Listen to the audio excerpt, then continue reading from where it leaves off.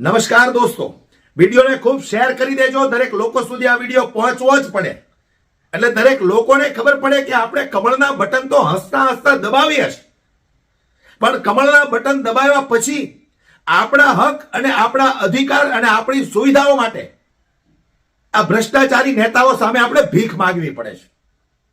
છેલ્લા ઘણા બધા દિવસથી કામરેજ વિસ્તારની અંદર આમ આદમી પાર્ટીના કાર્યકર્તાઓ ઉપવાસ આંદોલન પર બેઠા છે. વિચાર કરો તમે દોસ્તો, દુનિયા ક્યાંથી ક્યાં પહોંચી છે. ચંદ્ર ઉપર દુનિયા પહોંચી છે અને આપણે સાલા 75 વર્ષ દેશના આઝાદ થઈ ગયા અને છતાંય નાના નાના કામ કરવા માટે ઉપવાસ આંદોલન ઉપર બેહવું પડે છે. થોડા દિવસ તો મને એવું લાગ્યું કે ભાઈ આ ખાડી પેક કરાવવા માટે આ લોકોએ ઉપવાસ આંદોલન ચાલુ કર્યા હશે. ત્યાર પછી ત્યાંના એક સ્થાનિક વ્યક્તિનો મને ફોન આવે છે અને એને બધી મને વિગતવાર વાત કરી. પછી મને ખબર પડી કે અસલમાં ત્યાં ખાડી પેક કરાવવા માટે આ લોકો ઉપવાસ ઉપર નથી બેઠા. ખાડીની સાફ સફાઈ કરાવવા માટે આ લોકો ત્યાં ઉપવાસ ઉપર બેઠા છે. સ્વચ્છ સુરતના બળગા ફૂંકનારાઓ, શરમ આવી જોઈએ તમને. ડૂબીને મરી જવાય તમારે. આરોગ્ય મંત્રીને હું પૂછવા માંગુ છું કે તમારા વિસ્તારની અંદર આ ખાડી, આટલી બદબૂદાર ખાડી તમને કેમ નથી દેખાતી?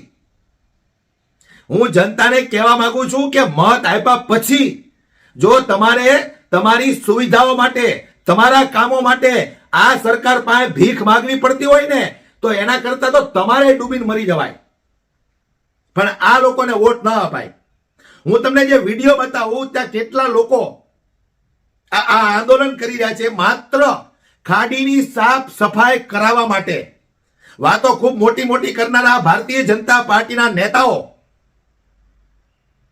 એમને આ ખાડી, જે બદબૂદાર ખાડી છે, જે ગંદકી છે, એ નહીં દેખાતી હોય અને વળી એમ કે છે કે આપણે સુરત શહેરને એવોર્ડ મળ્યો છે. શું તંબુરો એવોર્ડ મળ્યો છે? સાલા હાથે હાથે એવોર્ડ છાપી છાપીને ગામને મૂર્ખાઓ બનાવો છો કે સુરતને એવોર્ડ મળ્યો. આવો તમને દેખાડું ક્યાં ક્યાં કચરાના ઢગલાઓ પડ્યા છે. હાલી હું નીકળ્યા છો જનતાને મૂર્ખ બનાવવા માટે. દોસ્તો, હું તમને જે વિડીયો બતાવું ને, એ વિડીયો તમે બરાબર જોજો અને ત્યાર પછી વિચાર કરજો કે ત્યાંના લોકોની માત્ર એટલી જ માંગણી છે કે આ ખાડીની સાફ સફાઈ કરાવો. તો આ મ્યુનિસિપાલિટી પાસે કે ભાઈ સરકારી અધિકારીઓ પાસે, નેતાઓ પાસે કે ભાજપ પાસે, જે ગણો તે, ખાડી સાફ સફાઈ કરાવવાના પૈસા નથી. અને એટલા પૈસા ન હોય તો મારી પાસેથી લઈ જાઓ. તમે તમારી તિજોરીઓ ખાલી થઈ ગઈ હોય ને તો મારી પાસેથી તમે પૈસા લઈ જાઓ. શરમ આવી જોઈએ તમને. ડૂબીને મરી જવાય. હું તો એમ કહું છું આરોગ્ય મંત્રી, તમારે ડૂબીને મરી જવાય. તમારા વિસ્તારની અંદર આ ખાડીના પ્રશ્નોને લઈને સાફ સફાઈ માટે જો ઉપવાસ ઉપર બેહવું પડતું હોય તો કયા મોઢે તમે ગામને એમ કહો છો કે હું આરોગ્ય મંત્રી છું?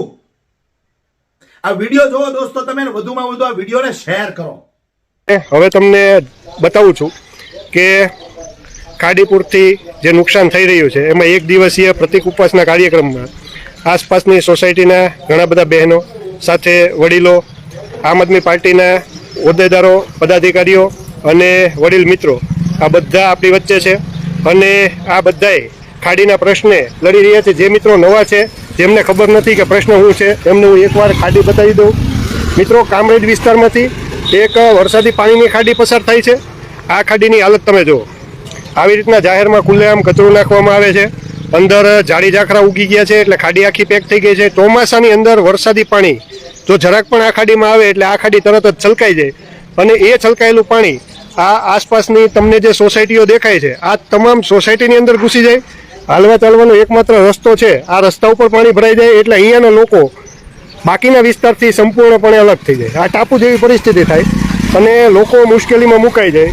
ઘણી બધી અહીંયા મુશ્કેલીઓ ઊભી થાય, પ્રશ્નો ઊભા થાય અને આ પ્રશ્નના નિરાકરણ માટે આમ આદમી પાર્ટીના તાલુકા પંચાયતના વિરોધ પક્ષના નેતા એવા જેડીભાઈ કથિરિયાની આગેવાનીમાં આમ આદમી પાર્ટી કામરેજની ટીમ તેમજ સ્થાનિકો આજે એક દિવસીય પ્રતિક ઉપવાસના આ કાર્યક્રમની અંદર છે. જેડીભાઈએ ઉપવાસનો કાર્યક્રમ ચાલુ કર્યો છે અને એમને સમર્થન આપવા માટે ખૂબ મોટી સંખ્યામાં અહીંયા બહેનો આવ્યા છે.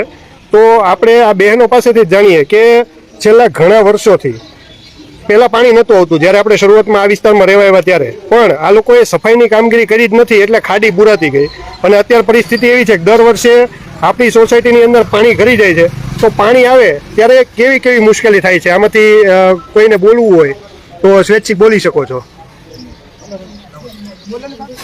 અમારે પાણીની તકલીફ તો ભાઈ બહુ છે. 3 દિવસ અમારે બહાર રહેવું પડે છે અને પાણી રૂમમાં ઘરી જાય તો 3 દિવસ તો સફાઈ કરતા થાય છે. એટલે 4 વર્ષ એક ધારું ચોમાસામાં 3 થી 4 વખત પાણી આવે છે. એટલે એ બધી તકલીફ છે. અને પાણીની સાથે બીજી કઈ કઈ તકલીફ થાય? હાલો, પાણી તો આવ્યું સોસાયટીમાં, એમાં શ્રાપ નીકળે છે. પછી કોઈ એરું પડકા નીકળ્યા કરે છે, એવું અમારા છોકરાઓને ભય લાગે છે. તો પછી અમારે એ સમયમાં એ ક્યાં જવું? અને મચ્છરનો ત્રાસ છે તો બધું એ છોકરા બીમાર પડે, ઝાડા ઉલટી થઈ જાય તો તાત્કાલિક અમારે દવાખાને જવું પડે. કઈ રીતે લઈ જવા? છોકરાને ખાવા પીવાનું ન હોય તો પછી ખીચડી ને કઢીને એવું દેવા આવે તો પછી અમે એવું કેમ અમારે સ્વીકારવું? આવું બધું થાય છે. સાચી વાત છે. આપણી સાથે આ મોટી ઉંમરના જે માળી હતા એમની વ્યથા એકદમ યોગ્ય છે કે ભાઈ અત્યારે તમે સમય છે, યોગ્ય સમય જો ખાડીની સાફ સફાઈ કરી નાખો તો તમારે ખીચડી કઢીને તપેલા લઈ અને ટ્રેક્ટરમાં ફેરવવા ન પડે એ સમયે. અને આ લોકોને જે મુશ્કેલી પડે છે એ ન પડે, કારણ કે ખાલી પાણી આવે અને આ લોકો ઘરમાં ફસાઈ જાય એટલું નથી હોતું. આ બધું વરસાદી પાણી આવે, ખેતરમાંથી આવે, એટલે એની સાથે વીંછી, સાપ, પડકા, આવા ઝેરી જનાવરો પણ અંદર આવતા હોય.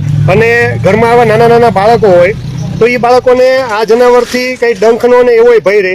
ઉપરાંત બહેનોનો એવો પ્રશ્ન હતો કે ભાઈ આ વિસ્તારમાં ખાડી છે, ખુલ્લી છે, ગંધાતી ખાડી છે, ગટરનું પાણી જાય એટલે મચ્છરાઈ થાય છે. તો મચ્છરના ઉપદ્રવના લીધે અવનવા રોગય થાય છે. ચિકનગુનિયા હોય, ડેન્ગ્યુ, મલેરિયા, આવા ઘણા બધા રોગય થાય. તો આ ખરેખર પરિસ્થિતિ ખૂબ વિકટ છે. તમારા મતે આ પ્રશ્નનું તાત્કાલિક નિરાકરણ કરવું હોય તો કઈ રીતના થઈ શકે? અત્યારે બધા અધિકારીઓ તાત્કાલિક ધોરણે ખાડી સાફ કરે, ખાડીની જે પહોળાઈ ઊંડાઈ જે છે એ ખાડી એવી રીતના કરી આપે તો એ આગામી ચોમાસામાં પાણી ન આવે. બાકી પાણી તો અમારે દર વર્ષે આવે જ છે.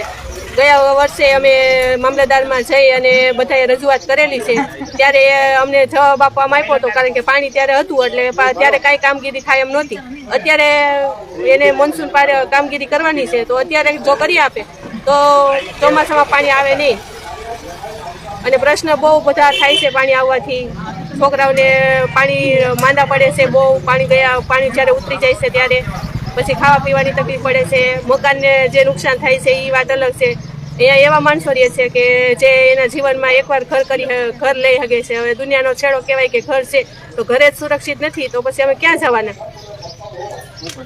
ખરેખર જો બહેનોને આટલી બધી સમજણ છે કે અત્યારે સમય છે અને યોગ્ય સમયે જો કામગીરી કરવામાં આવે તો છેલ્લી ઘડીએ એ લોકોને બાના ન કાઢવા પડે. કારણ કે હું તમને પહેલા તો આ બેનર બતાવું. આ બેનરની અંદર તમે જે બહેનોને જોઈ શકો છો ને, આ ગયા વર્ષે જ્યારે પાણી આવ્યું ને ત્યારે મામલતદાર કચેરીમાં રજૂઆત કરવા માટે ગયા ને એ વખતના આ ફોટા છે. અને આ મામલતદાર સાહેબને રૂબરૂ આવેદનપત્ર આપતી વખતે સોસાયટીના આગેવાનો સાથેના આ ફોટો છે. તો એ વખતે તે આ પ્રશ્ન હતું. અને સાથે જ તમે જોઈ શકો છો આ 2024 25/7/2024ની આ એક ન્યૂઝપેપરની અંદર આવેલી નોંધ છે. તો જો વર્ષોથી આવો પ્રશ્ન થતો હોય અને લોકો હેરાન થતા હોય તો અધિકારીઓને ને ચૂંટાયેલા જનપ્રતિનિધિઓને નહીં દેખાતો હોય. આપણી વચ્ચે એક નાનકડી દીકરી છે, નિશાળે જતી. બેટા, તારું નામ શું છે? હસ્તી. બેટા, પાણી આવે ચોમાસામાં ત્યારે કેવી તકલીફ થાય? બહુ જ તકલીફ પડે છે. અને એ બધી વાત તો ઠીક, અને પાણીમાં અમારે સામાન ક્યાં બદલાવા જવાનું, ઘરમાં કેટલી તકલીફ પડે. અને મારા મમ્મી પપ્પા અપંગ છે તો એને અમારે શું કરવું? અને ગઈ વખતે પાણી આવ્યું ત્યારે તને કઈ તકલીફ પડી હતી? હા, ત્યારે અમને બહુ તકલીફ પડી હતી. ત્યારે ઘરમાં અડધું પાણી ભરાઈ ગયું હતું. અને મારે સ્કૂલે પણ અમારે સ્કૂલે પણ હું એકવાર ફસાડી હતી પાણીના બદલે. હા, સ્કૂલમાં ફસાઈ ગઈ હતી? હા, હું સ્કૂલમાં ફસાઈ ગઈ. હા, પછી કઈ રીતના એમાંથી બહાર નીકળી દીધા? પછી તો વાનમાં કોઈ ન આવી શકે. પછી છે ને માને બધા શેરીમાંથી કોઈ લેવા આવ્યા હતા. હવે આ બીજી વખત આવું પાણી ન આવે એ માટે તને રજૂઆત કરવાનો મોકો મળ્યો હોય તો તું જેટલા અધિકારીઓ છે ને ચૂંટાયેલા નેતાઓ છે એને શું કહીશ? હું એટલું જ કહેવા માંગુ છું કે તમે આ ખાડીને સાફ કરી દો તે બાર માટે સારું છે. અને જુઓ કે ખાડીમાં કેટલો બધો કચરો છે. અને મારે જે લોકો વિડીયો જોયે છે મારે એ જ વિનંતી છે કે તમે ખાડીમાં કચરો ન કરો. આ બધા કચરો નાખીને વહી જાય છે. હા, પ્રોબ્લેમ અમારે છે.